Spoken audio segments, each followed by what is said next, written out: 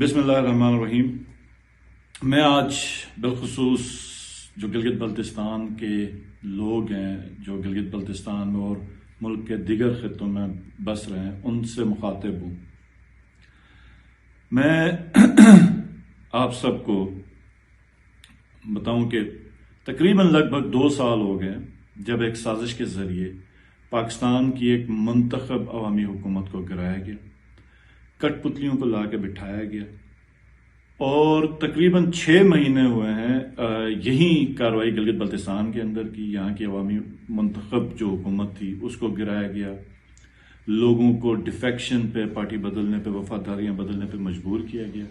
AJK میں PTI کی حکومت ختم کر دی گئی، اور اس پورے سلسلے میں پچھلے 2 سال میں جو چیز مشاہدے میں آئی وہ یہ ہوئی کہ مہنگائی 40% بڑھ گئی، غریب کا جینا مشکل ہو گیا، عام آدمی کو بچوں کی فیسز دینے کا مسئلہ ہو گیا، جابز ختم ہو گئی۔ میں جب چیف منسٹر تھا تو یہ PDM کی 1 سال کی حکومت، پہلے 1.5 سال کی حکومت، ہم اپنے بجلی کے ٹربائنز باہر سے امپورٹ نہیں کر سکتے تھے کیونکہ ان کے پاس ڈالرز نہیں تھے، اور مزید یہ تباہی کی طرف ملک کو لے کے جا رہے۔ آج پورا گلگت بلتستان باہر روڈ پہ، اور جو سب سے افسوس کی بات ہے کہ کوئی ریاستی حکومتی سطح پہ کوئی سنجیدہ گفتگو ان کے ساتھ نہیں ہو رہی، کیونکہ ایک عوامی حکومت ہو تو وہ عوام کے ساتھ بیٹھتی ہے اور عوام آنرشپ لیتے ہیں اس حکومت کی، تو کوئی نہ کوئی اتفاق پہ متفق ہو کے بات ختم ہوتی ہے۔ عوامی حکومت عوام کو سنبھال کے چلتی ہے، پالیسیز بناتی ہے، اس کو امپلیمنٹ کرتی ہے، اور کسی بھی قوم کو یا ملک کو، ریاست کو ختم کرنا ہو، اس کو نقصان پہنچانا ہو، تو اس کی پولیٹیکل لیڈرشپ کو ختم کیا جاتا ہے۔ تو پچھلے 2 سال میں عوام اور اس کی حقیقی لیڈرشپ کے ساتھ جو کچھ ہو رہا ہے وہ آپ لوگوں کے سامنے۔ اب پوری پاکستان جو ہے، پاکستان کی ساری عوام اپنی ایک غیرت کی جنگ لڑ رہی ہے، ملک کی غیرت کی، قومی حمیت کی، اور اس ریاست کی ایک جنگ لڑ رہی ہے، حقیقی آزادی کی اور حقیقی خود مختاری کی جنگ لڑ رہی ہے۔ تو میں گلگت بلتستان کے بہت سارے لوگ ہیں، مانسہرہ میں، ٹاؤن شپ میں، KP میں مختلف جگہوں پر ہیں، لاہور میں اور پنجاب کے دیگر شہروں میں، کراچی میں بہت بڑی تعداد میں، پنڈی میں، اسلام آباد میں، اور جہاں کہیں پر بھی گلگت بلتستان کے لوگ ہیں اور ان کے ووٹ رجسٹر ہیں، ان سب کو میں ریکویسٹ کروں گا کہ آپ سب نے نکلنا ہے اور پاکستان تحریک انصاف کے نامزد امیدوار کو ووٹ کرنا ہے،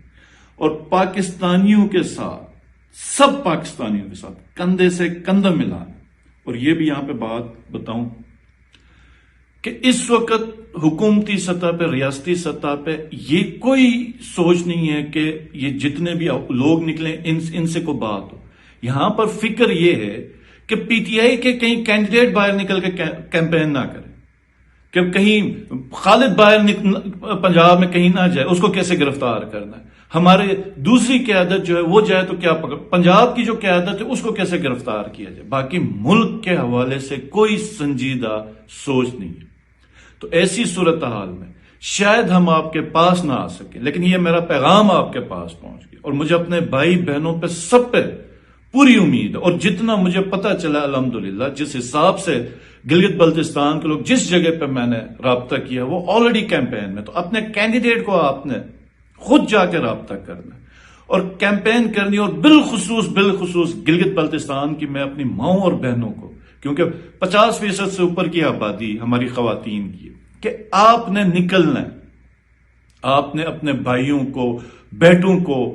جتنے بھی گھر میں جو مرد حضرات ہیں ان کو بھی موٹیویٹ کرنا ہے، خود کیمپین کرنی ہے، کیونکہ اب یہ جو جدوجہد، اس کی ذمہ داری آپ کے کندھوں پر ہے۔ ہم اس ملک کے شہری ہیں اور ہم اس ملک کے وارث ہیں،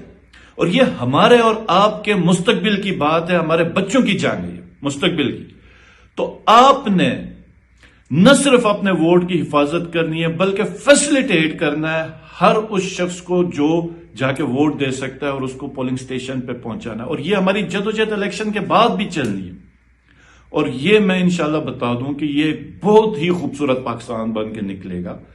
اور یہ حق اور سچ کی فتح ہوگی، یہ پاکستان کی فتح ہوگی۔ آپ سب کا بہت بہت شکریہ۔ پاکستان